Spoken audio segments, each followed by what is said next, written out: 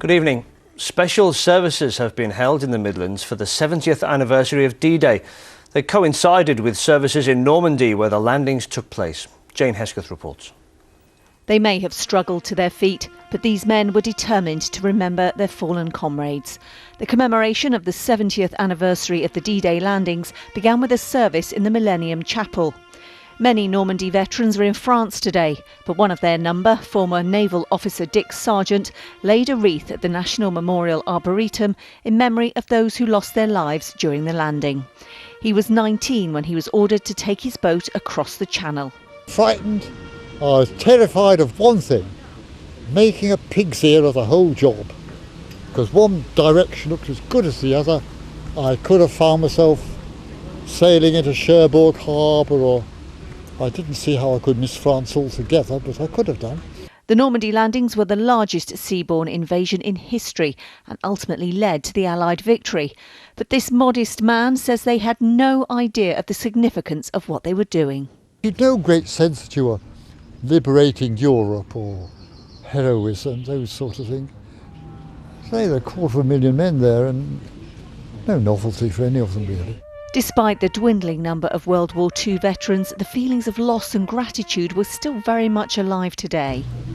There's a tremendous amount of emotion, it is, and it's because it's the silence. It's when you have the last post sounded on the bugle and then that long minute or 2 minute silence, it gives you an awful lot of time to reflect and to think about things and to say thank you as well for their service and their sacrifice.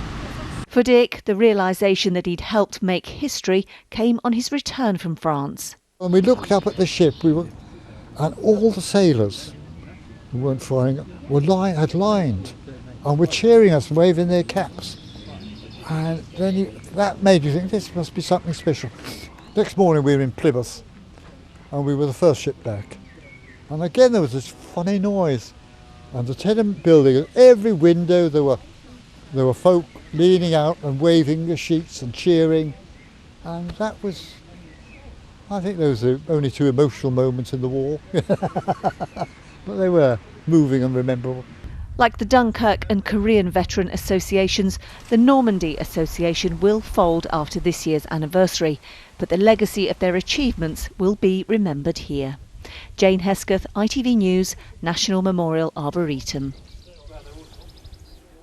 There's an investigation tonight after an ambulance control operator didn't send an ambulance crew to a baby who later died, even though it was only 2 minutes away, because the call wasn't categorised as urgent. Instead, they dispatched a first responder in Wolverhampton, which was 14 minutes away. Lee Comley reports. October 2012, and the mother of Canan Moore finds he's struggling to breathe. Later that day, he died in hospital due to his brain being starved of oxygen. Gemma and Darren Moore are talking about their experience for the first time, how it took 10 minutes for an ambulance to arrive at their home because an operator didn't class their call as urgent. It wasn't categorised as a red one call, it was categorised as a general call, which is why we had a first responder instead of a fully equipped ambulance. The fully equipped ambulance was 2 minutes away, the first responder was 14 minutes away. And that's everything, timing is everything. And I feel that Canan wasn't really given a chance to survive, he wasn't given a chance to live. I mean, when we got to the hospital he fought so hard to survive, but I think more could have been done. New Cross Hospital is just 5 minutes from the family's home, but it was 20 minutes from Gemma's call before Canan was treated at the hospital. A report into his death found the first responder 14 minutes away was assigned to the call, when an ambulance on a disturbable break was just 2 minutes away. I think we take it for granted when you make an emergency call that the person on the other side is going to be trained and is going to have the relative skills and experience in order to take the call and to prioritise it. And I think that this is something that needs to be looked at because it could happen to anybody. In a statement, West Midlands Ambulance Service said, "This was a very tragic case and our thoughts are with Canan's family. We're in the process of investigating the claims and therefore have been advised not to respond substantively whilst that work is ongoing." Canan's parents say they now have to live with the thought that they may have been able to save his life if only help had arrived sooner. They also say the fact the service has reviewed its training gives them some comfort that Kanan's death was not completely in vain. Lee Comley, ITV News. The ex-boyfriend of a hairdresser who was stabbed to death while working at a salon has admitted her murder. 20-year-old Holly Gazzard was killed in Gloucester in February. A post-mortem examination revealed she died from multiple stab wounds. Today, Asher Maslin, who's 22 and from Cheltenham, pleaded guilty to killing her. Hereford United have been given a temporary reprieve by the Football Conference after it decided at a meeting this afternoon to allow the club to remain in the league. Well, the club's been told it must meet certain financial conditions or it'll be kicked out. The meeting came after the Supporters Trust said the club failed to pay its creditors' debts yesterday, which the Football Conference says is a considerable sum. A record amount of foreign investment has been made into firms in Birmingham. 62 foreign companies have invested in the city, bringing with it almost 6,000 jobs. And that's added more than £300 million to the local economy. For the first time, Birmingham has overtaken London with the amount of American investment. Foreign firms are attracted to this region because it's making it easier to set up businesses.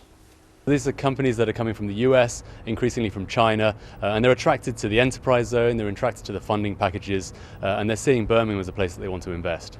This is a city that innovates. It's innovating in terms of helping businesses to come in and set up and to grow. Right, let's take a look at the weather with Lucy Verisami.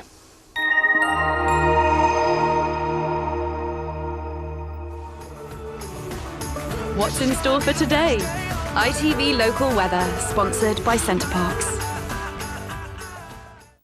Hello again, a very good evening to you. Well, our weather looking very lively into the weekend. It's warming up, but increasingly muggy and thundery, with intense torrential thundery downpours almost anywhere in the next 24 hours. We're going to see those downpours produce an awful lot of rain in a short space of time, leading to a risk of local flooding. In between these thunderstorms and downpours, a chance of limited and hazy sunshine, with things not improving until the tail end of tomorrow afternoon and the early evening. And despite the wet weather staying quite close and quite muggy. I'll see you again soon.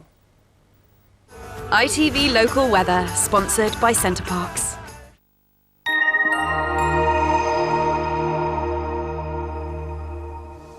Right, that's it. There's loads more on the website, itv.com central. For the late team, though, enjoy the rest of your evening. Toodaloo.